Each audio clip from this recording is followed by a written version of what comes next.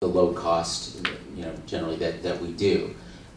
So, for example, all of the panels on the bridge now, as of this summer, right? As of this, yeah, they're all LCD panels, so they can project anything on them. They're not just the blinky lights of the past. So, so while yes, Phase 2 has worked very hard to recreate the spirit, the feel of the original series. Make no mistake, new things have happened in the way that this show is produced that enables it to be done at a reasonable cost, and that has stretched the storytelling to enable Phase 2 to do things that in the 60s could not have been done. So it is always a constant balance between those two things, making sure that the show stays true to the original feel and look and style, and certainly its heart, but that where new things can be done to stretch, to make Gene Roddenberry's vision even greater or more easily understood. That's happened too. And certainly with the sets, for instance, for the sets that James and so many others have helped you create, we were able to do shots that we haven't, that you would never see in TOS just because there was no wall there. Or well, cameras are also much smaller too, allowing you guys to move these things around in different ways, which is kind of cool. We talk about updating and the changing. That was one of the issues with Katoomba. We all know that the Klingons didn't look like the Klingons of today, but we used the story, and some of the other things that have transpired in the filmed history of the show to do it, so that we could finally show the bumpy-headed Klingons on the old series, and it kind of worked out really cool. So yeah, I like sneaking a lot of the stuff, and then since we are inevitably going towards the feature film era, we have to show the progression of things, because I'm one of these people that has to follow canon. I'm not one of these people that can just ignore what's come before on the show. So.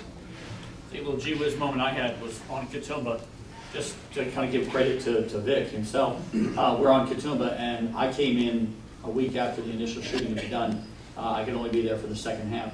And I was watching the dailies, and James is sitting in a chair, and he's locked onto this, and he and Vic are going through things. And you have crew people in the background as they saw certain camera angles come up. You would have crew people standing there going, da, da, da, da, da. You just recognize it. You expect that music because it looks that close to what they did in the original 60s. We also, the DP on the thing insisted with shooting with this Red 1 camera, which is an absolute nightmare. It's unless you're going to project it in IMAX, it's so much data, and it took forever to do transfers and all this kind of thing. But I'm telling you this because Vic spent the last 2 nights talking with our computer guy and sitting in his hotel room here.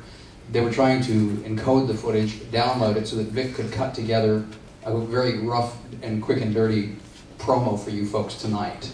So you're going to see some shots from Katoomba for the first time. Nobody's ever seen them anywhere. So you're going to see them.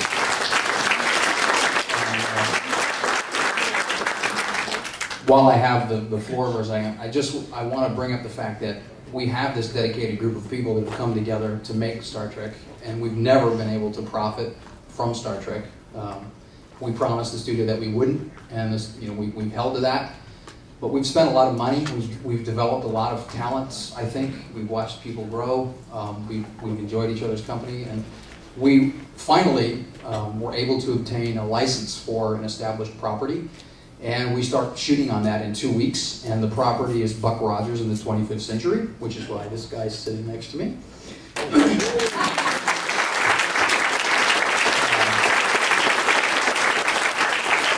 So we're going forward with an all-new series of adventures based on the original concept of Buck Rogers. And Gil is my partner in this. He's an executive producer.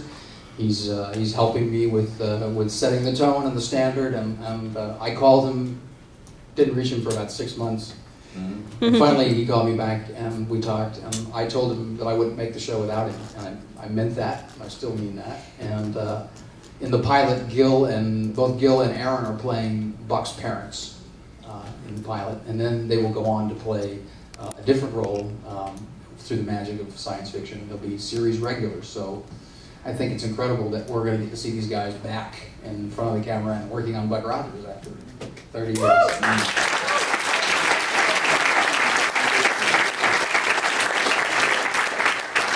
Yeah, when you say original Buck Rogers, are you talking about his Buck Rogers or No, sir. Larry Buster Crab's? We're talking Buck about Rogers? the original comic strip Buck Rogers as envisioned by Philip Francis Nolan and John F. Gilly. That was like It way is, before my yes, it starts Mine too. with a 20-year... No, it wasn't.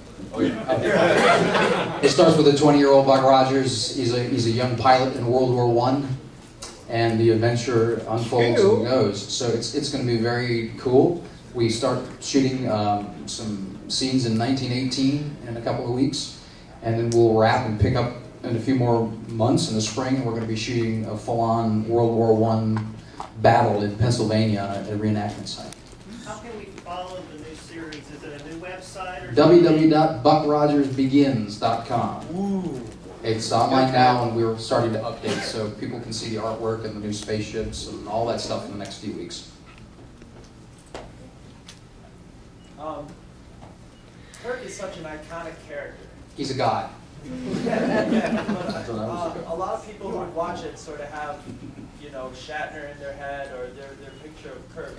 How, when you decided that you were going to play Captain Kirk, did you approach that without aping William Shatner or trying to, you know, did you want to take it in your own direction? Or, Well, for me, the only Captain Kirk is William Shatner.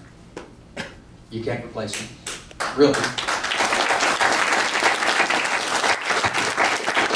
created that character. It was just a bunch of words on paper until he, you know, gave it life.